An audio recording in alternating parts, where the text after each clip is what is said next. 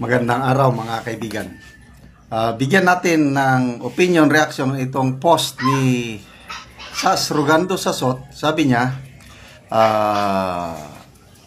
WPS, white powdery substance, is scattered on the floor and tables.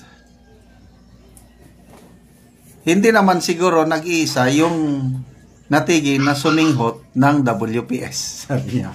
Okay, ipakita ko muna yung video, yung last hapunan ni late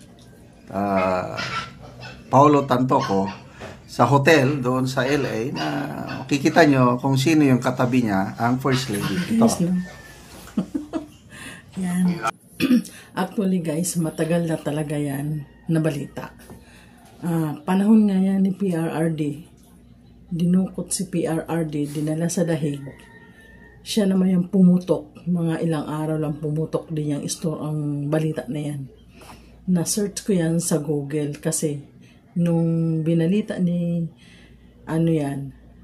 ni Maharlika, na mayroon siyang papel na pinakita na na galing nga daw yun sa may pulis ng yung nag-investigate kay Maharlika sa about yung pagkamatay nga na investigation doon. Yun na yun, nabasa ko nga doon yung galing sa Beverly Hills Police, yung papel na yun nga about dun sa yung ikinamatay niya, overdose na yun. Okay guys, tuloy natin. Angkas, Sinlo, ang huling hapunan ng biktima na si late Paulo Tantoco, ang katabi ba si Lisa, ay si, basta, yan ang Okay, so, punta tayo. Ito na yung post ni Sas. Sabi niya, siguro naman, hindi lang mag-isang sumisinghot ng si, I don't know, si Coke, yung natigi, di ba? Kasi, WPS, white powdery substance, were is scattered on the floor and tables. Ito, yung kanyang post. WPS.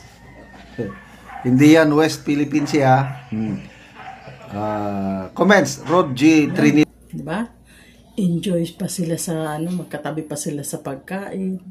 Kasi parang alam ko yan film festival, basta yung parang may programa doon si Lisa Marcos sa nung time na yun. Doon yung nangyayari na yun. Kaya katsipang palusot ni Auntie Claire nito. Or baka bago pa mag-presscon, may instruction na bawal ang question related to this. Nako, sobrang halatado naman yan. Pag bukas, dahil Sunday, presscon, kaya ng dating ginagawa. Kung walang magtanong na mainstream media, halatado na. Wala na dyan si Eden Santos. I don't know sinong ipinalit. Kaya lang ako, alam ko may magtatanong dyan, yung si Ivy Reyes ng Billionario News Channel. Kasi ibang bansa, gano'n naman talaga kailangan. Kaagad dito sa atin, hindi Iba doon. Talagang kailangan pag may nangyari, itawag pa agad sa pulis. Ano nangyari? Tinago pa nila. Matagal pa, ilang oras pa yung bago nila tinawag. Kaya nagkaroon siya ngayon ng problema ng ganyan na yan. Tapos, yun nga, naabutan doon, marami daw kalat sa mga na sa lamisa, powder. Yan, tuloy natin guys. Later part, kaya in those 7 hours, the ICC plan was hatched? Question man lang ito. Ang shipment ni PRRD felt so rushed. So, I'm just asking lang naman. So ito, Mary Ann Norris. Binasa ko lang ang kanyang comment. Elmer Mercado. Si Blanc din ang nagplano. Hindi ko nala pangalan yung sinabi. Si Blanc ang nagplano ng pagdukot kay PRRD. Remember, wala na sa katinoan ang utak ni Blanc. Timing na nasa California siya. Yan guys, pag nabalitaan na marinig na naman ni Auntie Claire yan, sabihin naman yan, fake news. Gumagawa kasi sila ng panakip gumagawa sila ng ibang mga balita na para mag-trending na balita para hindi lumabas ang balitang yan. Ang problema, ayun na nga guys, na-research ko yan guys sa may sa Google. Ang dami na nag-upload, nabasa ko na iba-ibang mga channel, iba-ibang mga mga media, iba-iba na. Pero usually kasi talaga sa kanila sa kanila yung ABS-CBN, GMA, pero hindi nila pinalabas yun. Yeah. Tuloy natin guys. Ating minamahal na Tatay Digong. Yung mga nababasa ko rin comments is yung ingay ng mga sabungero, yung missing sabungero. Totoo yan, General Bill. Baka yun na yung... Halatado na nga. Ay, bawal magtanong.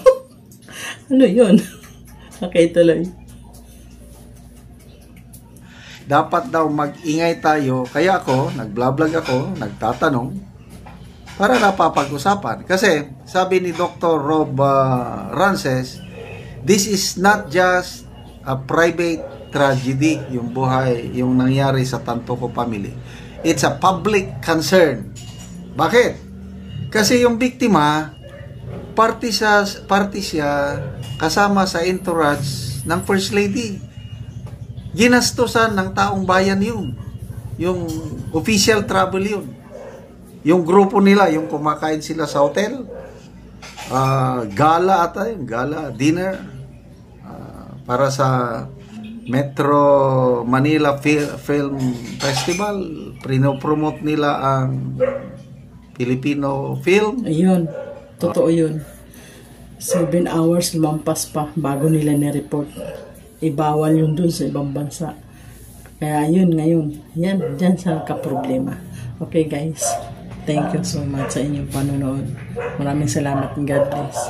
Please subscribe naman sa akin my channel guys. Updated kayo sa sunod pa na aking gagawin balita. Thank you.